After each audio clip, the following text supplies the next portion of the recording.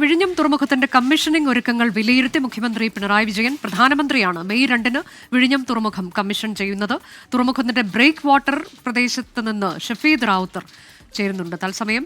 ഷഫീദ്, അങ്ങനെ ഏറ്റവും പ്രധാനപ്പെട്ട ഒരു സ്വപ്ന പദ്ധതി യാഥാർത്ഥ്യത്തിലേക്ക് പോവുകയാണ്. എങ്ങനെയൊക്കെയാണ് ഈ അന്തിമഘട്ടത്തിൽ അതിന്റെ ഒരുക്കങ്ങൾ മുഖ്യമന്ത്രി വിലയിരുത്തുകയാണോ?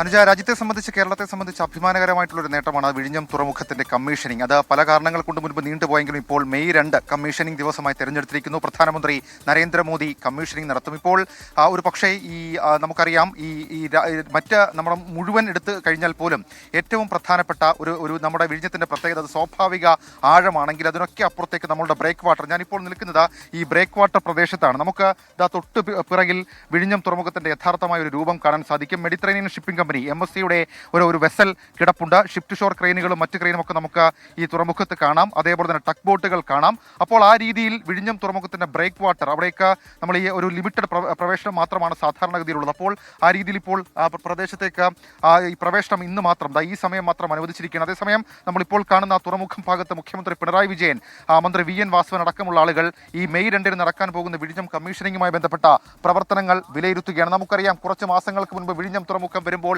വലിയ പ്രതിസന്ധി നമ്മുടെ മുൻപിൽ ഉണ്ടായിരുന്നു. പക്ഷേ ചരിത്രത്തിൽ തന്നെ, അതല്ലെങ്കിൽ സമുദ്ര ഭൂപടത്തിൽ വിഴിഞ്ഞത്തെ അടയാളപ്പെടുത്തുന്ന നേട്ടങ്ങൾ ട്രയൽ റൺ സമയത്ത് തന്നെ നമുക്ക് നടത്താൻ കഴിഞ്ഞു. 3 മാസം നീണ്ടുനിന്ന ട്രയൽ റൺ പ്രതീക്ഷിച്ചതിനേക്കാൾ കപ്പലുകൾ വിഴിഞ്ഞത്തേക്ക് എത്തി എന്നുള്ളത് നമ്മൾ കണ്ടതാണ്.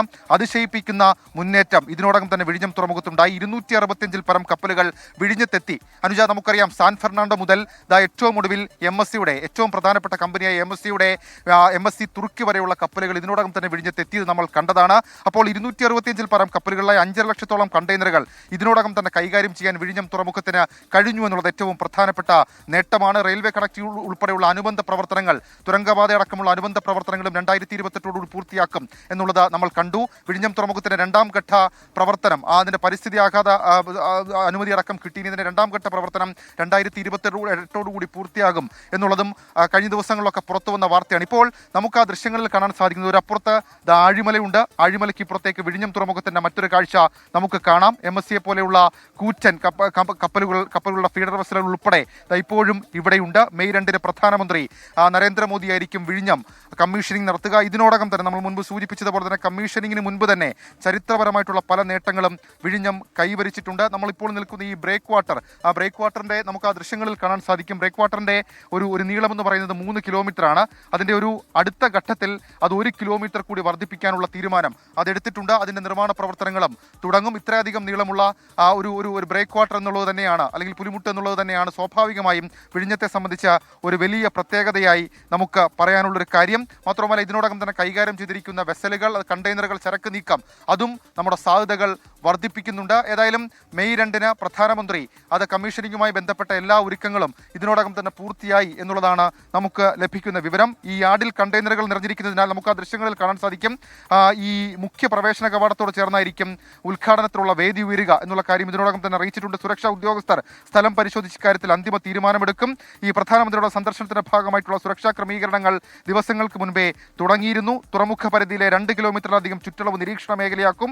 അതേപോലെ ഈ പ്രദേശങ്ങളിൽ നിരന്തര നിരീക്ഷണവും പരിശോധനകളും ഇതിനോടകം തന്നെ തുടങ്ങിയിട്ടുണ്ട്. മറ്റ് ക്രമീകരണങ്ങൾ ഉൾപ്പെടെ തയ്യാറാവുകയും ചെയ്യും. ഏതായാലും മെയ് 2 വേണ്ടി കാത്തിരിക്കുകയാണ് നമ്മൾ. വിഴിഞ്ഞം, രാജ്യത്തിന്റെ തന്നെ അഭിമാന പദ്ധതിയായിട്ടുള്ള വിഴിഞ്ഞം തുറമുഖം കമ്മീഷനിങ്ങിനോട് അടുക്കുകയാണ്. അതിന്റെ ഒരുക്കങ്ങളൊക്കെ ഒരു ഘട്ടത്തിൽ നടക്കുന്നുണ്ട്. ഇപ്പോൾ നമുക്ക് വിഴിഞ്ഞത്തിന്റെ മറ്റൊരു കാഴ്ച, മറ്റൊരു തരത്തിലുള്ള ഒരു കാഴ്ച കൂടി നമുക്ക് കാണാൻ സാധിക്കും. വിഴിഞ്ഞം പൂർണ്ണ സജ്ജമായി കമ്മീഷനിങ്ങിന് തയ്യാറെടുക്കുമ്പോൾ അത് കേരളത്തെ സംബന്ധിച്ച്, രാജ്യത്തെ സംബന്ധിച്ച് ഒരു പക്ഷേ കേരളത്തെ തുറമുഖ ഭൂപടത്തിൽ, അതല്ലെങ്കിൽ സമുദ്ര ഭൂപടത്തിൽ അടയാളപ്പെടുത്താൻ പോകുന്നൊരു വിപ്ലവമായി വിഴിഞ്ഞം മാറും എന്നുള്ള കാര്യത്തിൽ തർക്കമില്ല. ഏതാണ്ട് 5 ലക്ഷത്തിൽ പരം ചരക്ക് നീക്കം, 265ലധികം കപ്പലുകൾ അത് സാക്ഷ്യപ്പെടുത്തുന്നുണ്ട്. മാത്രമല്ല, നമുക്ക് തൊട്ടു പിന്നിൽ കാണുന്ന ഈ മെഡിറ്ററേനിയൻ ഷിപ്പിംഗ് കമ്പനിയുടെ ഫീഡർ വെസലുകളും കൂറ്റൻ കപ്പലുകളൊക്കെ എത്തുന്നത് അത് നമ്മുടെ നാടിനെ സംബന്ധിച്ച്, കേരളത്തെ സംബന്ധിച്ച് ഒരു വലിയ വികസനം, ആ വികസന സാധ്യത എത്രത്തോളമാണെന്ന് അടയാളപ്പെടുത്തുന്നുണ്ട്. പൂർണ്ണമായി ട്രാൻസ്ഷിപ്മെന്റ് തുറമുഖമായി രൂപകൽപ്പന ചെയ്ത രാജ്യത്ത് തന്നെ ആദ്യ തുറമുഖമാണ് വിഴിഞ്ഞം തുറമുഖം. വിഴിഞ്ഞം തുറമുഖത്തിന്റെ കമ്മീഷനിംഗ് ഒരുക്കങ്ങൾ വിലയിരുത്തുകയാണ് മുഖ്യമന്ത്രി പിണറായി വിജയൻ.